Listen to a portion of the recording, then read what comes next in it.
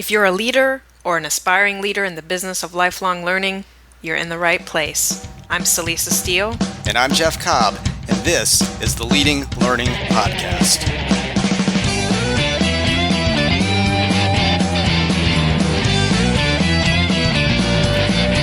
Hey there, we are back with another episode of the Leading Learning Podcast, and this time we are once again turning our focus to the very popular topic of credentialing and certification.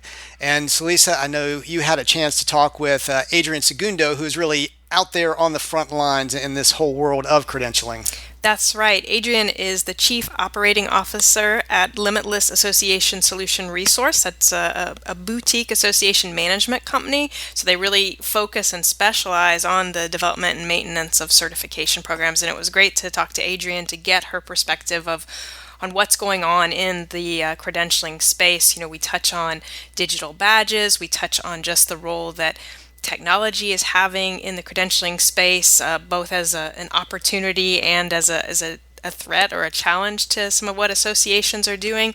But she's just very thoughtful and very hands-on in this world, working with associations around, building certification programs, looking at everything from kind of the high-level strategic view of the program down to the very tactical kind of implementation of those programs. So she has a great perspective to add. Well, I've had the opportunity to talk with Adrienne a number of times and have always enjoyed that, always learned from it. So looking forward to hearing this interview. Let's get on with it.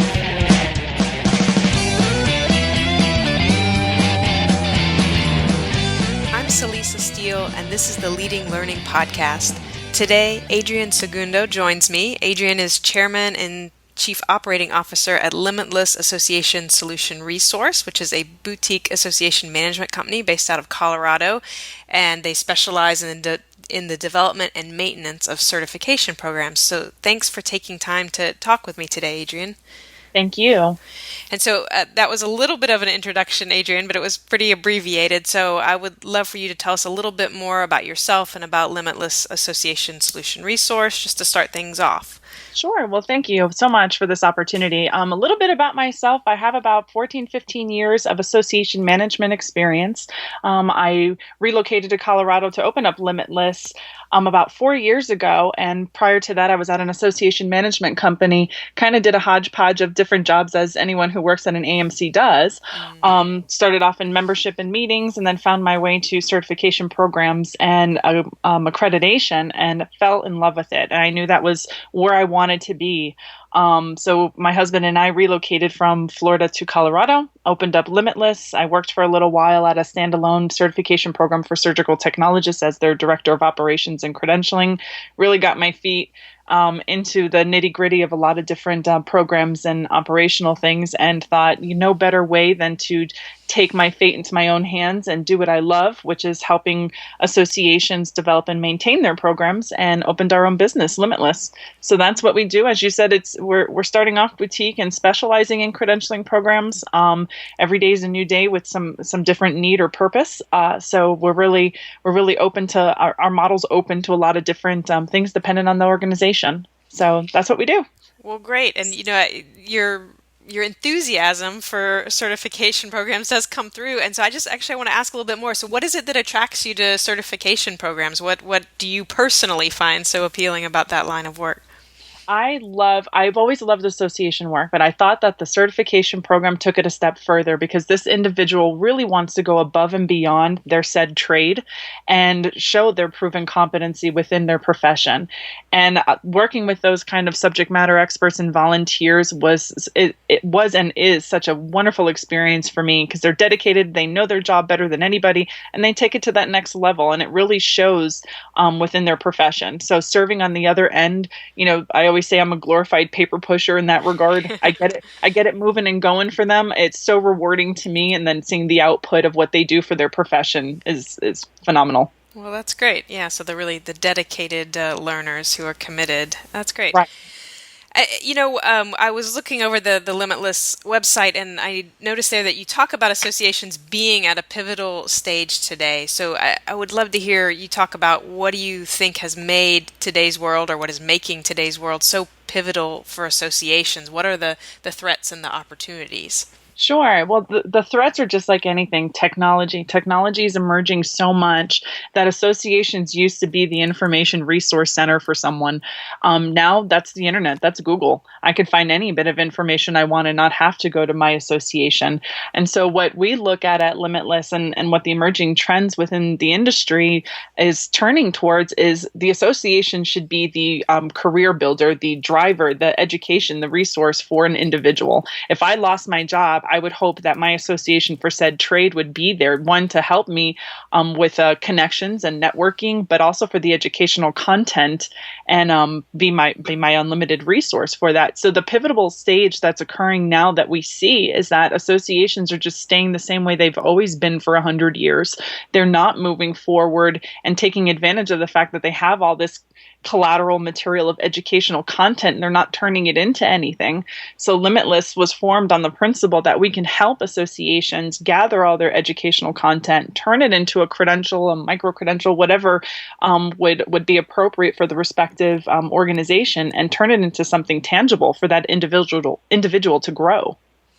Great. All right. So it's about kind of rethinking the value that the association can bring to the individual, and making sure that the association is providing that value. Absolutely. And because so we started off talking about the fact that you have a strong background, and Limitless has this sort of a focus on certification programs, and then you started talking about just now micro credentials and some things like that. But so I'm thinking, before we go too much further, that it would be helpful to hear your definition of some of these terms. So, what is credentialing, or what are certificate programs or certification programs, so you can use the words, the terms that you like best, and then tell us how you define them.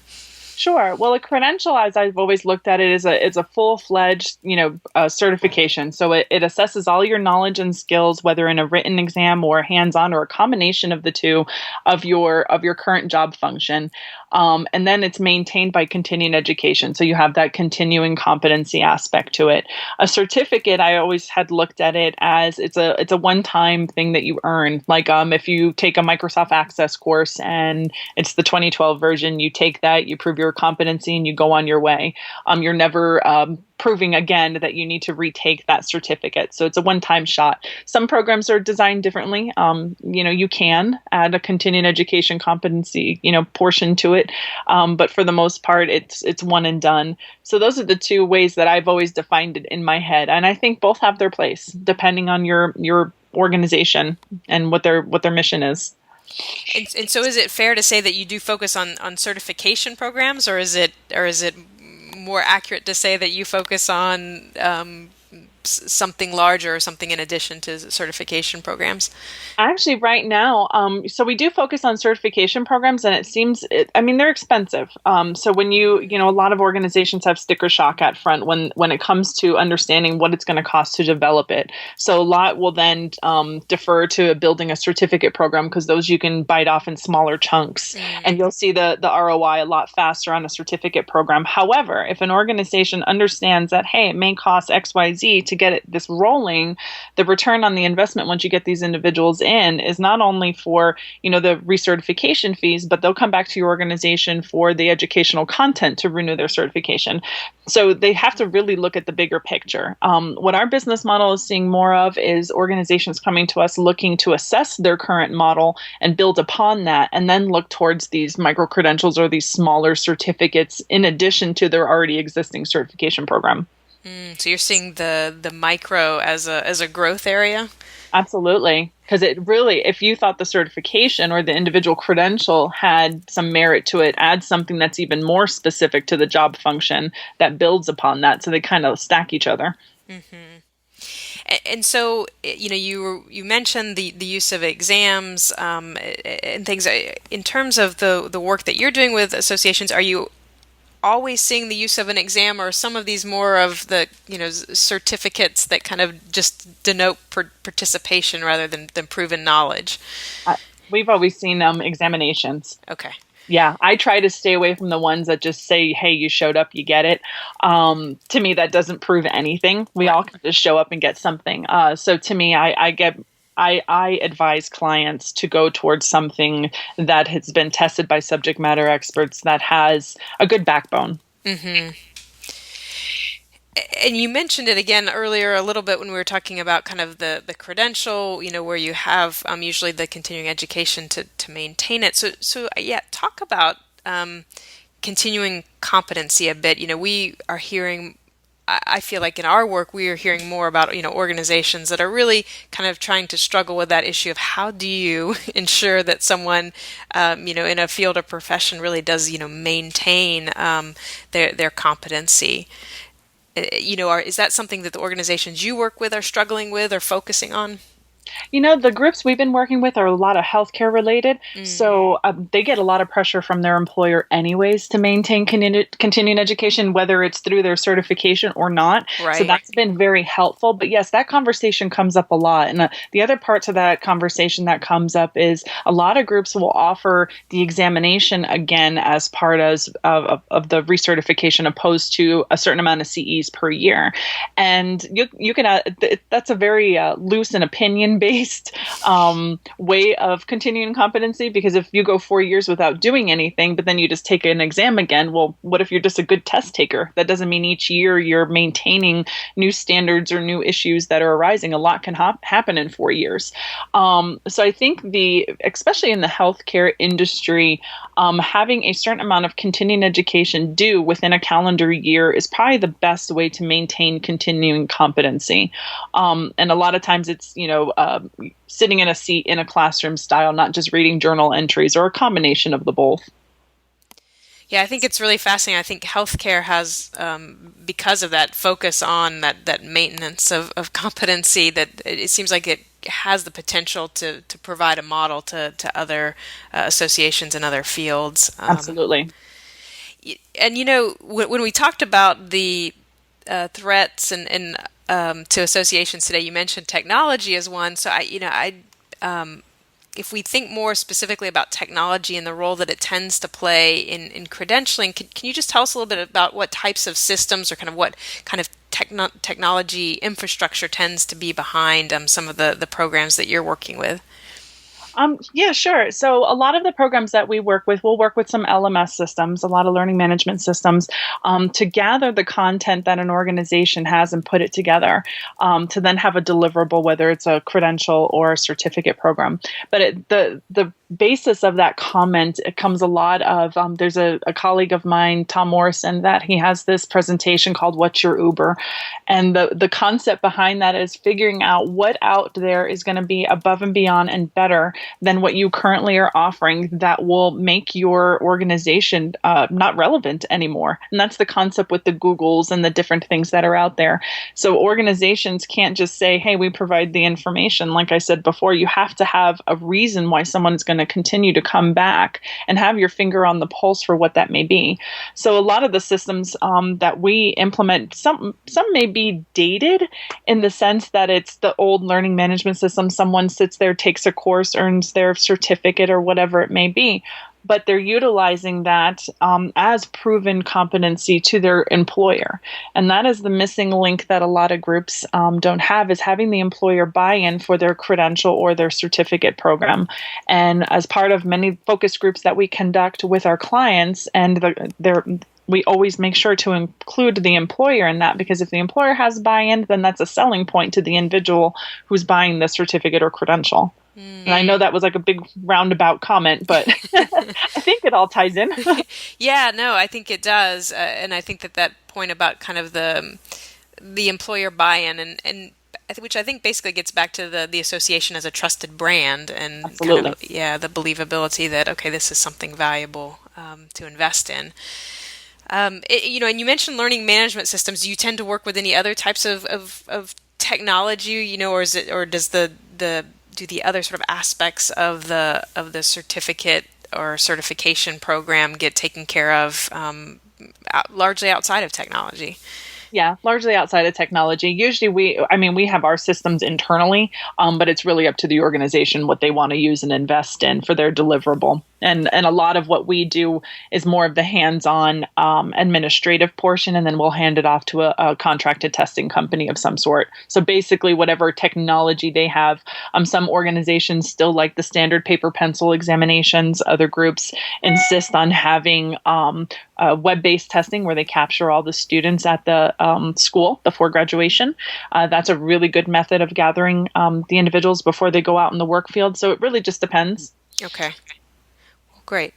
And I think we've been getting at probably at least parts of how you might answer this question. But again, in looking over some of the information on your website, I just noticed that, you make the statement that the future of associations will revolve around a certification or a certificate program. So I just was hoping maybe you could, explain that a little bit more and why you think that really is kind of the focus for associations going forward.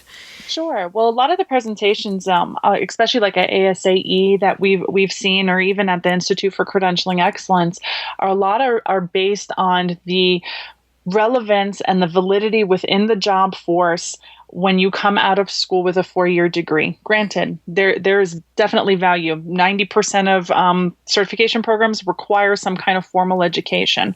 But when you graduate from college and you go to sit down as at your job as a surgical technologist or whatever it may be that's out there, you may be school efficient, but you're not job ready. And I feel that the association's role in, gathering up this content to then deliver a certification program, the certification will prove your competency for that job. And I think that's where this emerging trend will start turning, that the non-dues revenue option for an association will come in a credentialing or certificate program, because people will then be job ready. It won't take 6 months to learn it. It'll take maybe 3, because they've already taken some kind of assessment-based certification to prove their competency, and they're ready to go. And that in turn shows value. The employee will have satisfaction. Hopefully the employer will recognize that. So there's a lot of different things. One other little tidbit that I've seen emerging as far as a trend is organizations or hiring managers utilizing an association's certificate program as a job interview process. They test them with some certain skills and knowledge through this certificate that is supposed to be for someone already on the job, but it allows them to do that beforehand, so they can kind of vet out the employees that way. Oh, that's interesting. Yeah. Mm-hmm. So, rather than a traditional interview and actually show us what you know kind of approach. Exactly. And that's more for like hands-on things, hands-on positions that require like building something. Right. Would apply easier in certain fields or with certain jobs. So, you're seeing associations future, centering around that ability to really help make sure people coming in to jobs are job ready, and using certifications and certificates to do that. I mean, as more and more people are potentially looking to certification and certificates to help them remain relevant and vibrant financially, I mean, what role do you think competition is playing now or will play as more people are looking that direction? Competition as far as what, individuals in the workforce? Is that what you mean? Well, I think you could take it that way. That would be one point. I really was also thinking, beyond that, to just kind of, if more organizations are offering, certificates and certifications, is there any sort of, watering down effect that then kind of, begins to make them certifications not look quite as appealing then to the individual who might be going after one? Sure. Well, there's two things that could happen, because in the last group that I represented, the surgical technology industry, there was at least 3 groups that offered the same credential, but they were all built different. And ours was accredited through NCCA. So that made a world of a difference, because we knew that our examinations were built the appropriate way according to, national standards. So you'll see that, you could have 5 come through the marketplace, but which one's accredited accredited. The same would be as if you went to a non-accredited university versus one that is. So at that point, that's what makes them stand out. And then, hey, if, two of those five have the NCCA accreditation, we'll take it to the next one, which is the international ISO standards, however it may be. So I think at that point, that portion will make them stand above all. Now, if you go to the other question that I asked originally, if it's in the employer marketplace, if I have the same credential as someone else and I'm trying to get a job, or if I come in with a credential and the other person doesn't, I think that'll make their resume stand on the top of the pile, or at least you would hope it would. Right. Well, great. And because we're talking, I mean, we touched on micro credentials a little bit earlier, and I know that we're hearing a fair amount of buzz around digital badges. So I would just love to hear your comments and thoughts around digital badges. I think they are the most brilliant thing that has ever come to play in technology. My God, if way back when I was applying for a job, I could have all these things rather than trying to explain them. But digital badging is fantastic. I'm seeing it more and more. I've heard through different conversations that they're going to have it more prominent, within LinkedIn and some different locations. But nothing is more valuable to me than, especially in a job that requires the certification for employment, that you can click on this digital badge through their electronic resume, verify that their credential is still valid and up to date, and then also see the eligibility requirements that they had to go through to obtain this certification and what was involved in them maintaining it. That to me is it's phenomenal. I think that technology is great, and I can't wait to see what else emerges from that. Are you seeing a lot of associations that you work with actively pursuing digital badges, or is it more of a, we're going to get there, but it's not so big on the uptake yet? I want to say that in the last 3-4 years, it was like how social media was. Like, you got to have all these different things for your business to make it work. And I think they finally have fine-tuned the process and the relevance of digital badging in the industry. So I'm seeing it gain more feet. And now it's the competition of which is the best one for my organization, and getting everyone's websites up to date in order to support that kind of information. And so the next question I'd like to ask is just to talk a little bit about the relationship between certificates and certification and learning in your mind. And you could take this at more of a practical or tactical level, like what people are doing with learning to support certification and vice versa, or more kind of an ideal point of view, how people could or should be using learning to support or to serve a role around certification and certificate programs. Sure. Well, coming from the, personal experience in my part, I have seen, like I said, I've been in the association industry for a long time, and that has been a pretty good stand above and beyond anyone else by showing your proven competency within your said profession. And I think that goes in any of association work out there. If you have something behind your name or something on the wall that can prove that you know that job inside and out, I mean, that alone is remarkable, and something that we used to do in the surgical industry, and I'm trying to encourage our clients to do the same, is find an additional value within that certification that they're considering to launch or have already launched that could tie back to whether it's patient safety. If you said, hey, this person has a credential in XYZ, and that shows that there's a reduction of fires in the operating room or less instrumentation left in patients or anything of that, those statistics are real. Those types of things are of value. And that's where the employer buy-in and some different facets all connect together. So dependent on whatever trade it may be, if those type of statistics and information can be linked back to the credential, that's where the impactful buying power will then come through for that organization.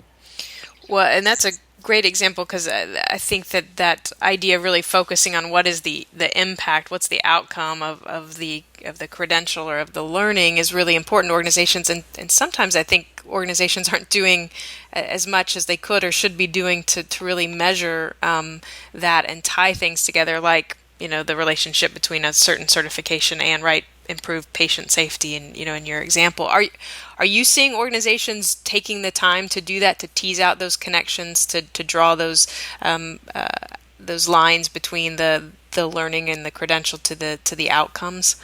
The progressive ones, yes. The ones that take the time to listen to the question they ask, yes. The groups that you try to bring that information to them, and it's the same groups that go and develop the certification program without conducting any kind of focus groups or external survey of the industry. And it's the same groups that go ahead and launch the program by just going by that one board member that thought it was a good idea. So yeah, it really just depends. You can ask the question, but if you're not willing to listen and implement, or if you attend the course and don't walk away with any tangible thing that you're going to up and do something with it, then it goes on deaf ears. Yeah.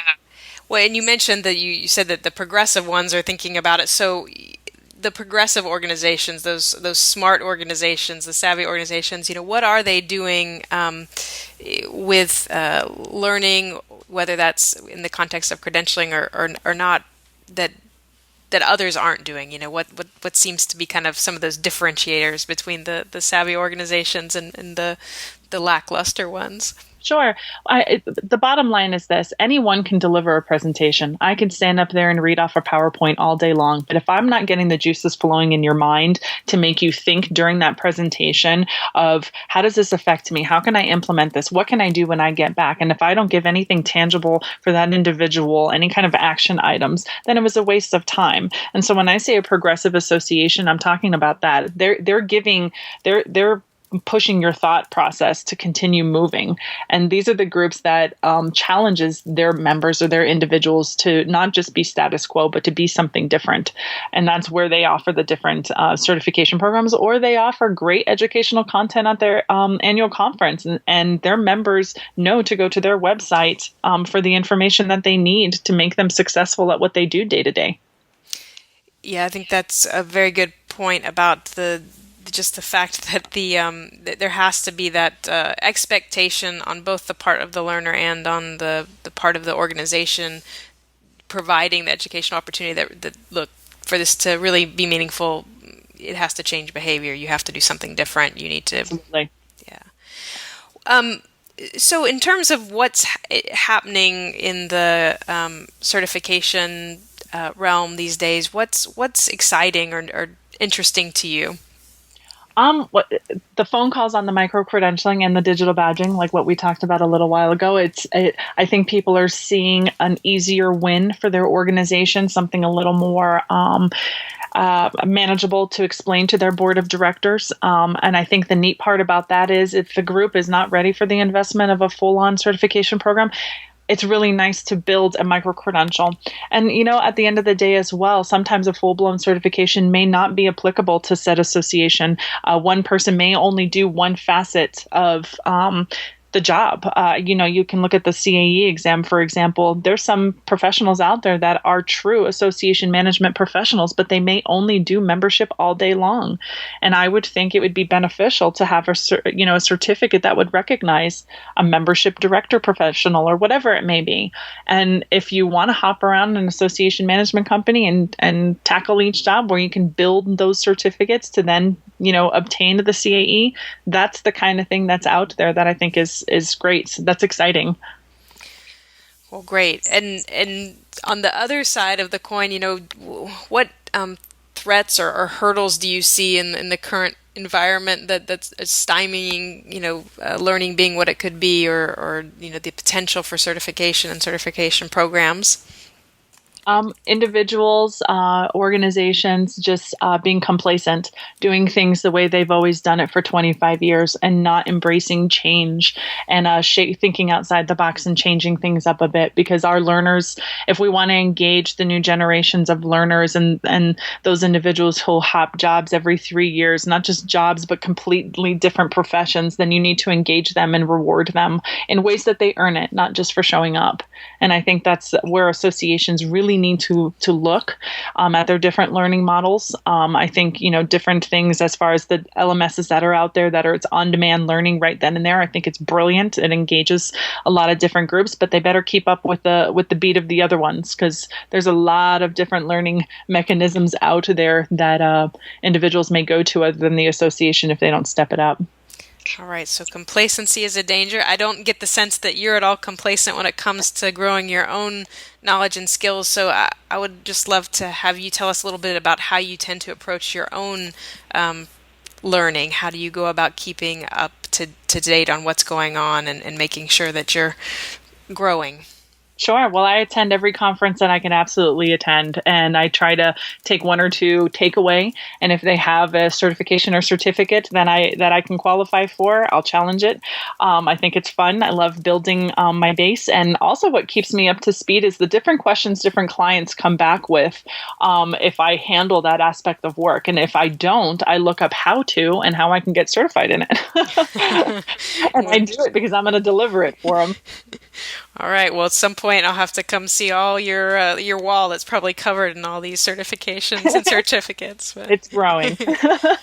Well, so just to wrap up, what are the best ways for people to find out a little bit more about you on the web or on social media if they're interested? Sure. Well, our business website, we're Limitless Association Solution Resource. I know it's a mouthful, but it's limitlessasr.org.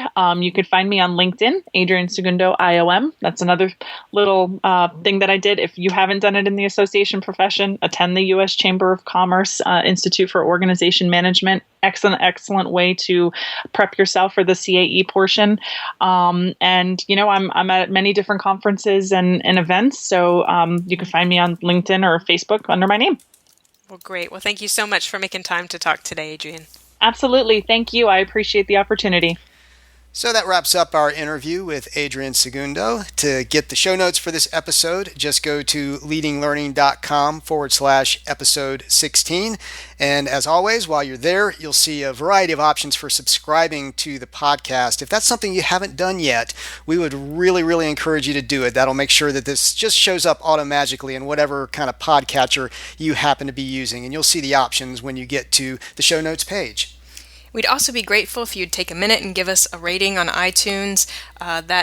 We pay attention to those reviews. They are meaningful to us. They also help others find the show when they're searching through iTunes. So you can do that at leadinglearning.com/iTunes, and we'd really appreciate that. And finally, don't forget to tell others about the Leading Learning podcast if you're getting some value out of it. You can send out a tweet simply by going to leadinglearning.com/share. Or if tweeting isn't what you're into, just use the language that we provide there and put it into another social network of your choice, whether that's LinkedIn or Facebook or whatever. Or walk out in the hallway and tell somebody. Whatever you do, though, help us spread the word about the Leading Learning podcast. So thanks again, and we'll see you next time on the Leading Learning podcast.